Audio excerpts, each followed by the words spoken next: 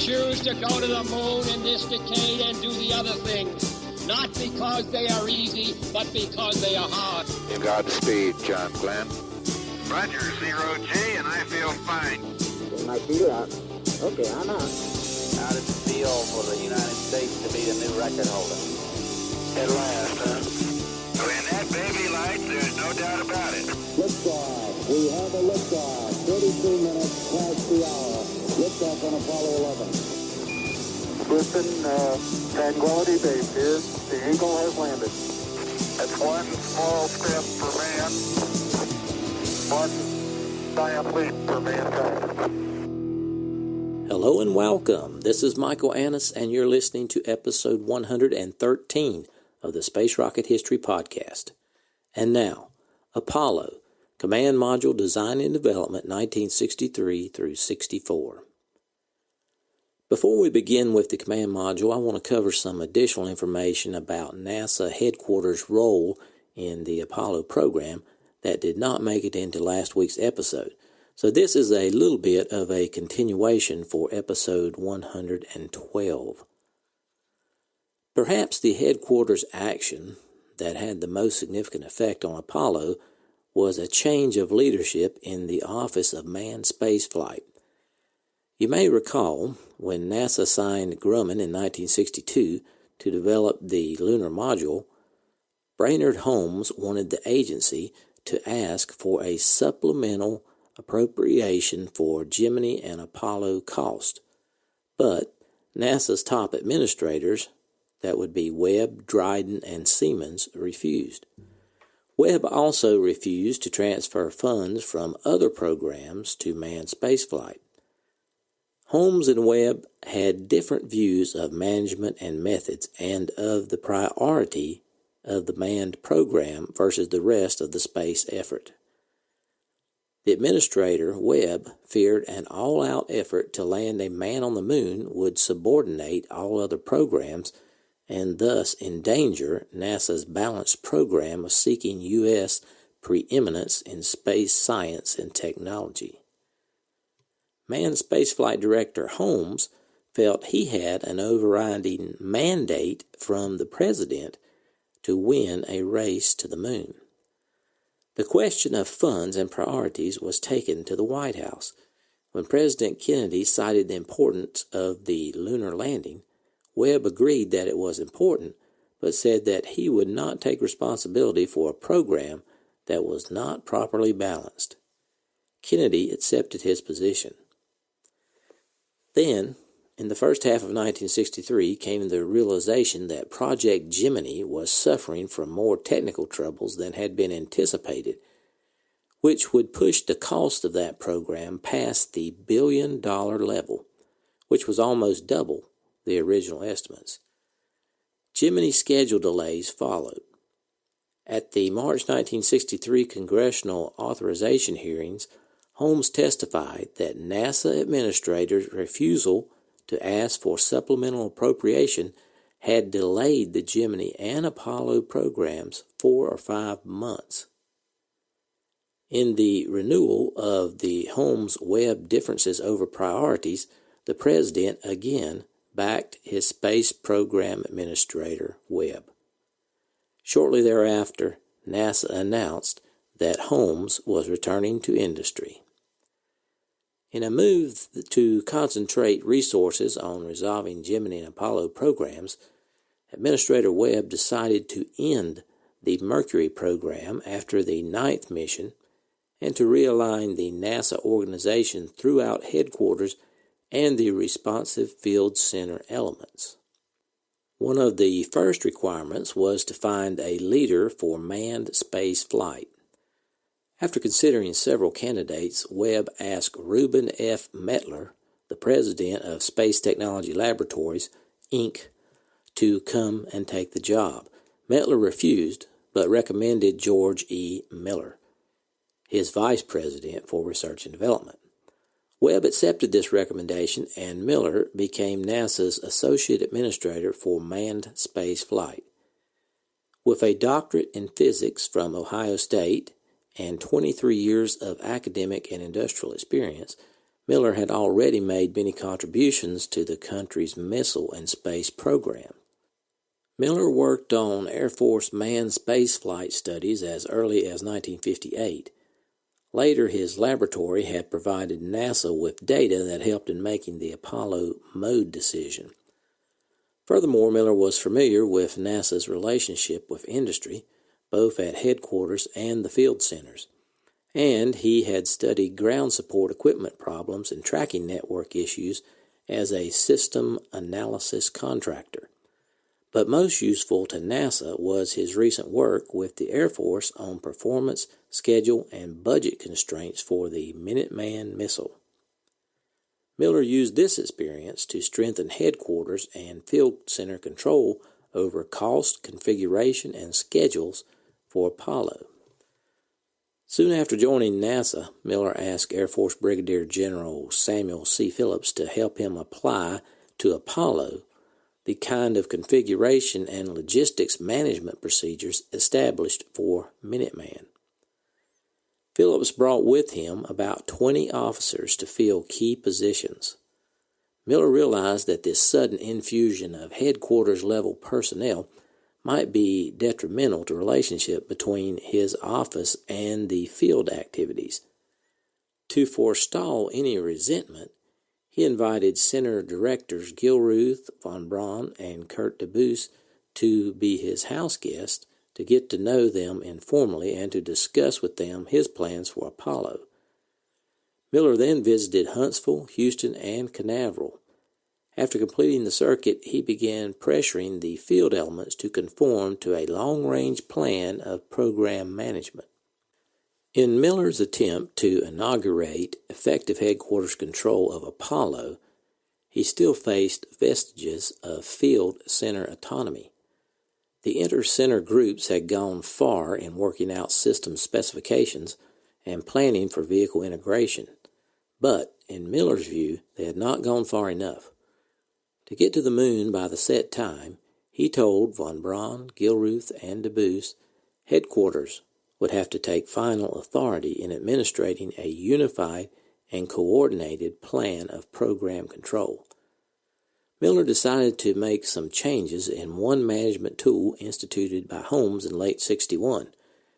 In a meeting of the Manned Spaceflight Management Council in September of 1963, Miller said that too many people were on the council and that it would henceforth be composed only of himself, von Braun, Gilruth, and DeBoos.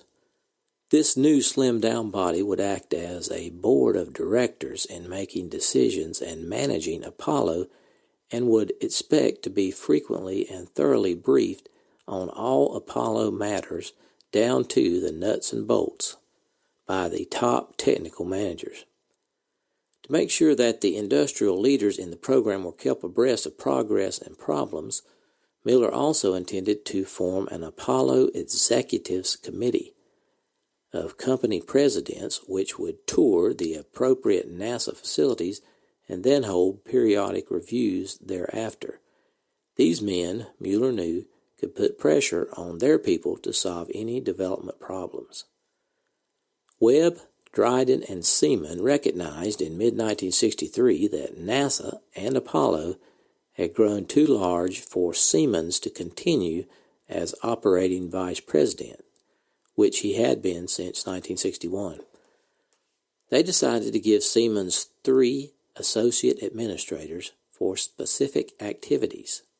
Miller would manage the Office of Manned Spaceflight and the 3 centers working on manned missions, Huntsville, Houston, and Canaveral.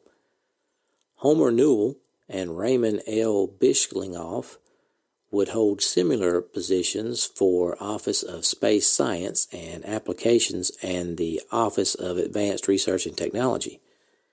Miller revamped his own office, dividing it into 5 sub-offices.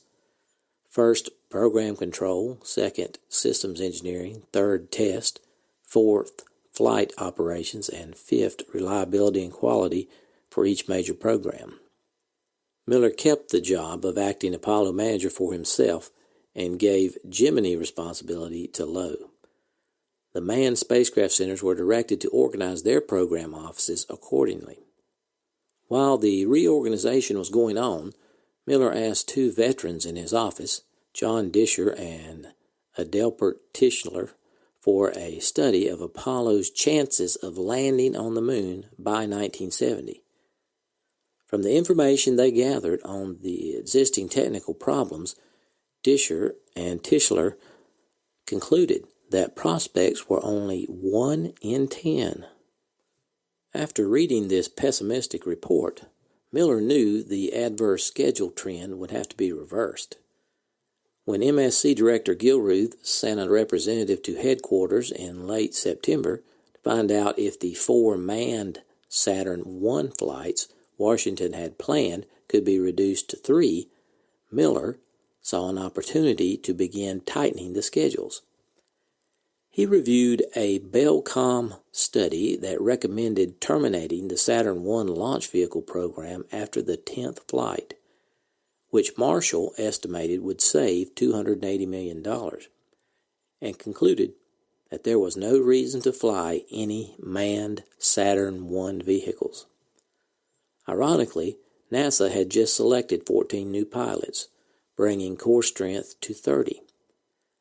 Administrator Webb worried briefly that the astronauts might not get enough spaceflight experience with cutback, but Miller reminded him that Gemini would fill that gap.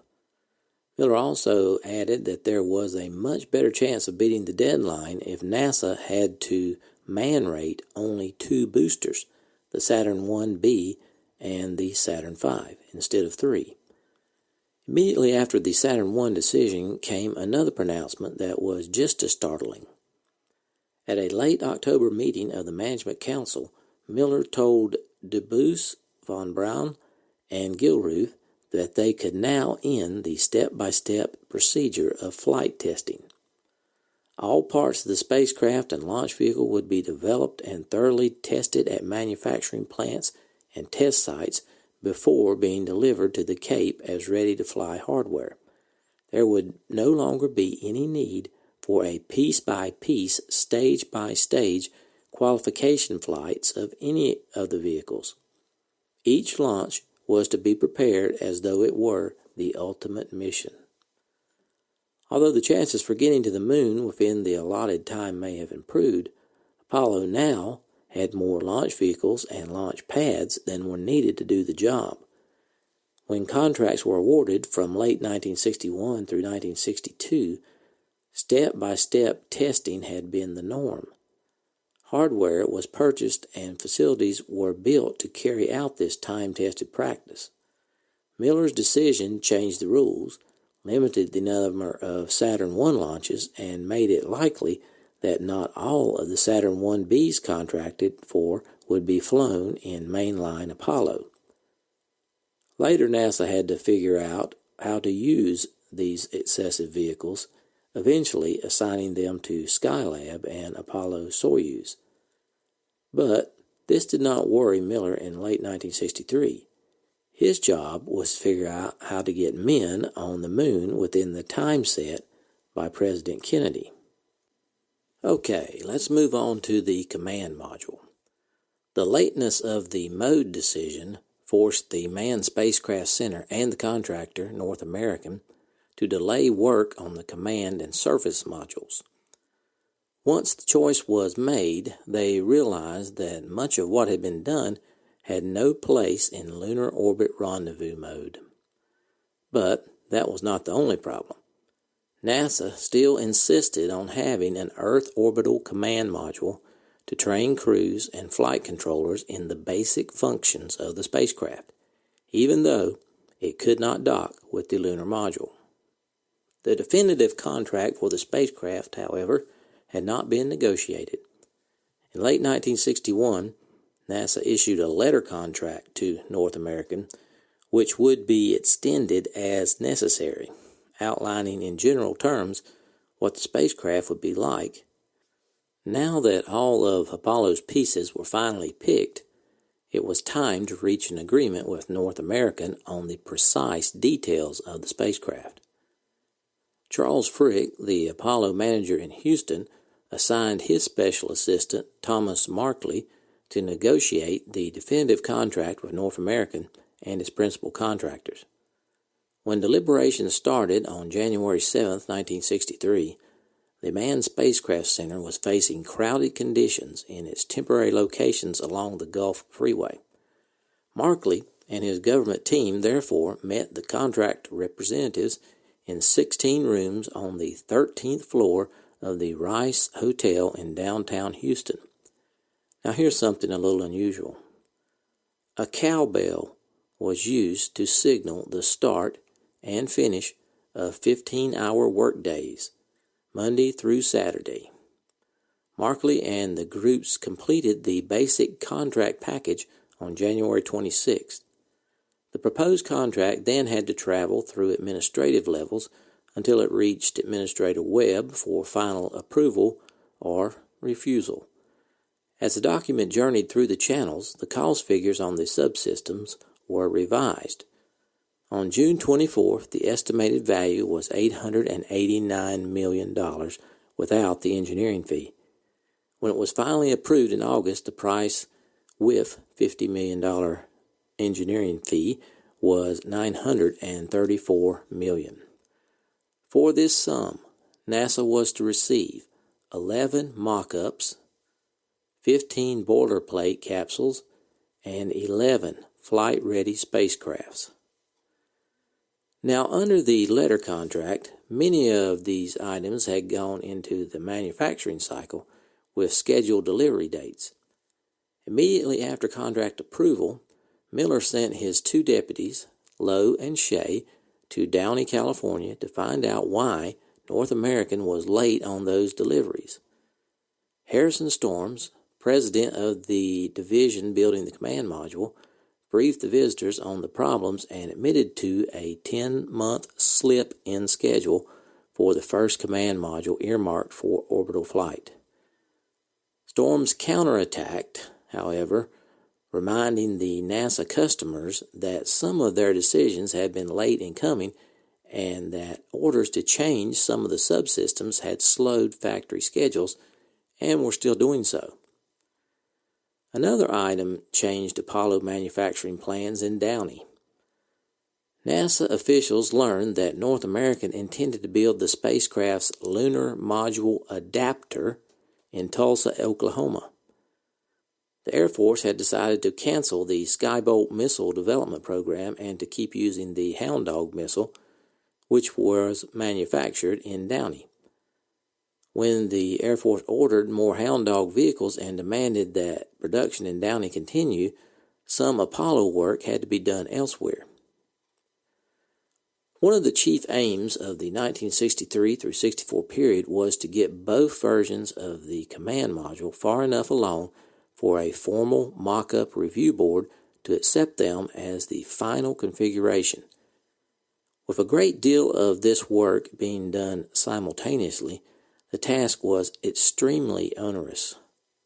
John Paulp, command module manager at North American, who had fretted over the slowness of the mode decision, wanted to get the systems of the Earth Orbit Block 1 spacecraft set so he could begin production on that vehicle.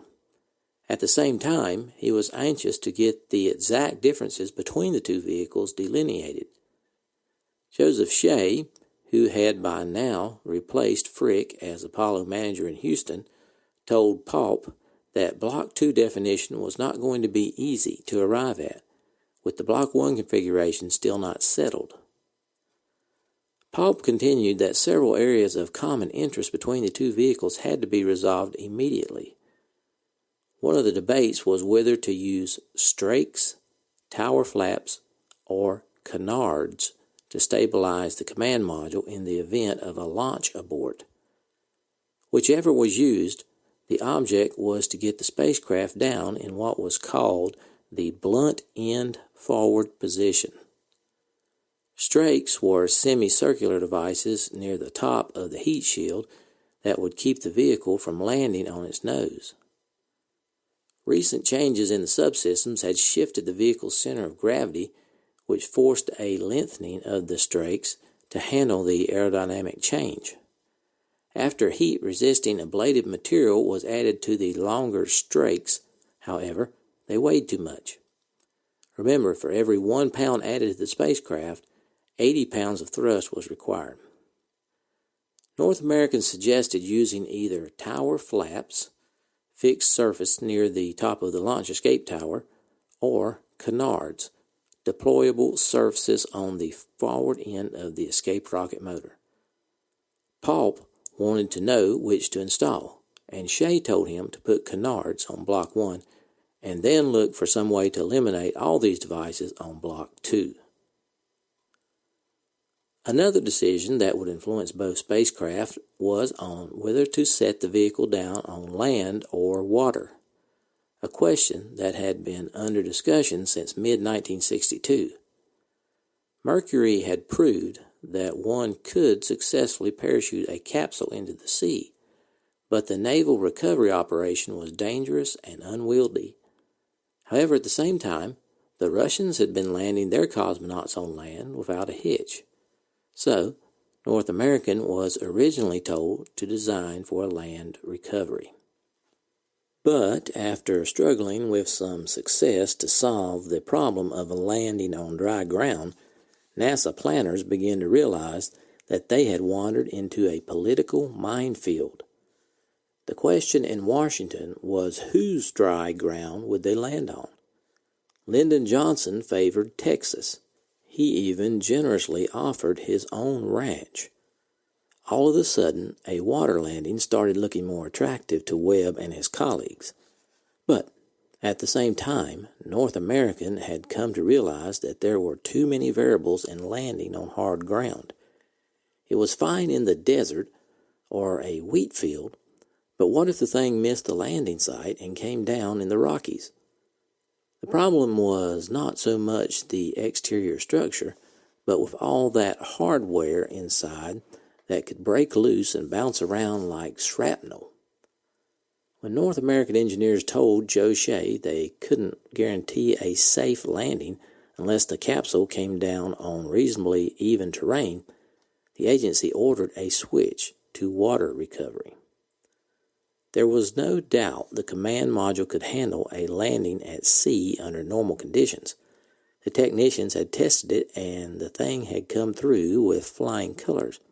But if a water landing was to be the primary recovery mode, that meant the capsule would have to survive anything the ocean could come up with.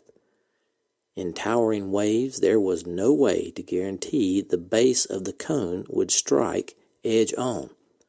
Also, the capsule had to have enough margin to survive even if it lost one parachute, which meant it could be barreling in at 35 feet a second.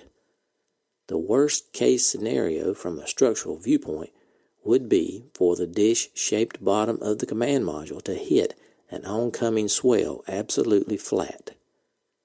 Up until now, nobody had run any impact studies of a big, nearly flat surface hitting the water with that kind of force. So the structural engineers decided to take the design as it existed and subject it to the worst-case landing and see what kind of safety margins they had. The giant trapeze, known as the Impact Test Facility, was the tallest object east of downtown L.A. It had a pair of spidery A-frames rising 15 stories from the parking lot behind the main plant.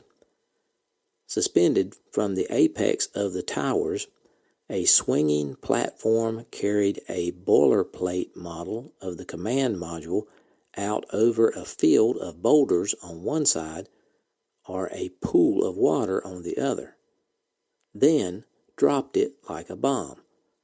For the worst-case impact test, the testers used a boilerplate model covered with strain gauges and accelerometers, and they strapped 3 dummies into the couches with a high-speed camera looking down on them.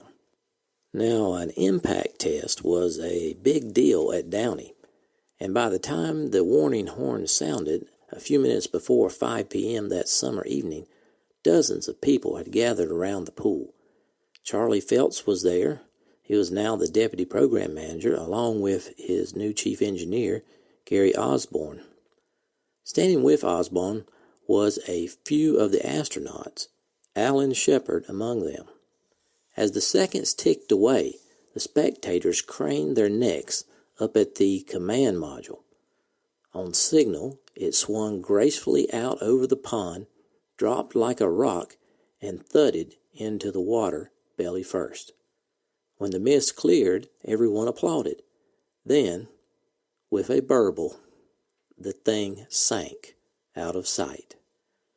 For several seconds there was no sound but the lapping waves. Finally, Alan Shepard turned to Gary Osborne and said, "Well, it's back to the old drawing board, isn't it?" The camera footage from inside the command module was even more horrifying. The floor seemed to implode, and the dummies were thrown from their couches as the flood engulfed them. Work on the capsule now had to be stopped until they found the scope of the problem. Fortunately, the capsule had been heavily instrumented, so it was a simple matter to figure out the propagation of the failure and how the ship came apart. But that was least of the problems. The designers wouldn't be able to fix the structure simply by beefing it up because they couldn't afford the weight. It would have to be a new approach. The equation used to calculate the impact loads had 8 different variables: the height of the waves, the speed of the waves, the speed of the command module, the angle of contact, and so on. And it was now clear that if they designed for the absolute worst case, they would never get it off the ground. So they put the equation into a computer and subjected it to a Monte Carlo routine, which was a roulette-style run where all 8 variables were changed at random. They ran the program 1,000,000 times, and the calculated loads were plotted on the graph. The vast majority of the data points fell within the reach of their capabilities, but out at the end of the graph were a handful of dots that were quite extreme. Since a few failures in 1,000,000 were acceptable odds, they drew the line short of these dots, and that was the number they designed for. 60 days later, they staged an identical drop test, and by now the crowd had grown considerably. This time, when the mist cleared, the command module was still afloat. To the unpracticed eye, the structural changes inside the capsule would have been impossible to detect, but the ship was now capable of withstanding an impact of 78 times the force of gravity.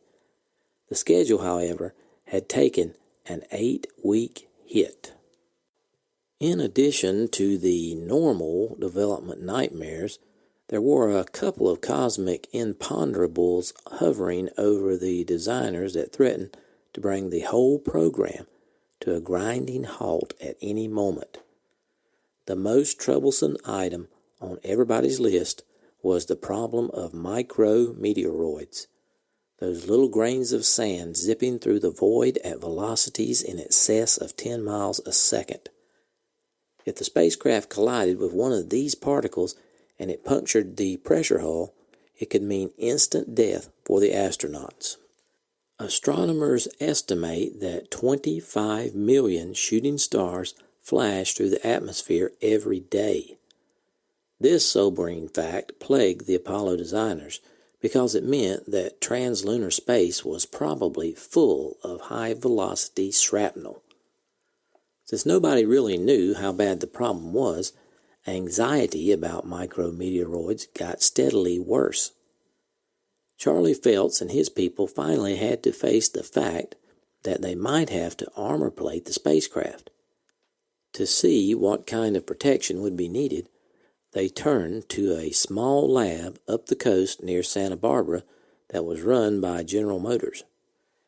GM had an electromagnetic cannon with a muzzle velocity of 70,000 feet per second, and the North American team used this gun to fire particles the size of a cigarette ash at various samples of material.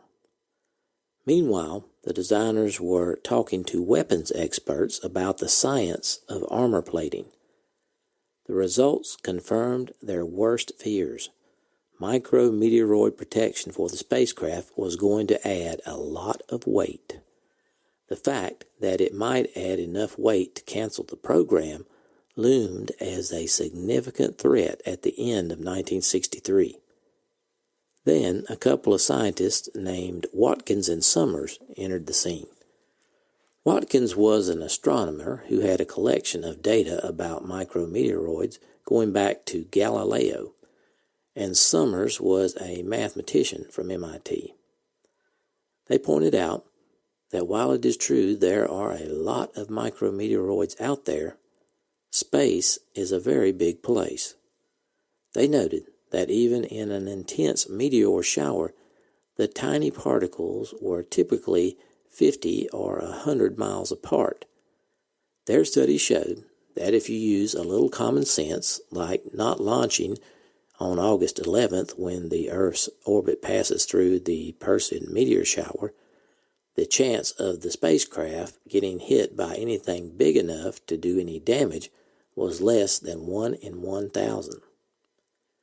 These low numbers were confirmed a few months later when NASA lofted a micrometeoroid detector on one of the early Saturn test vehicles. But just to be on the safe side, the designers came up with an emergency system that could repressurize the cockpit for 3 minutes, even if the hull had a hole in it the size of a nickel. That was time enough for the astronauts to get into their spacesuits.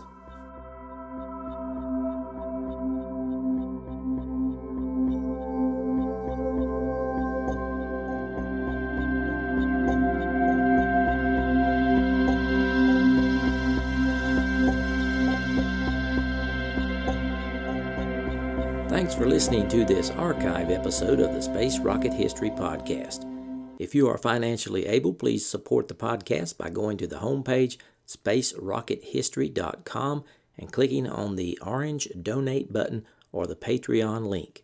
Thanks.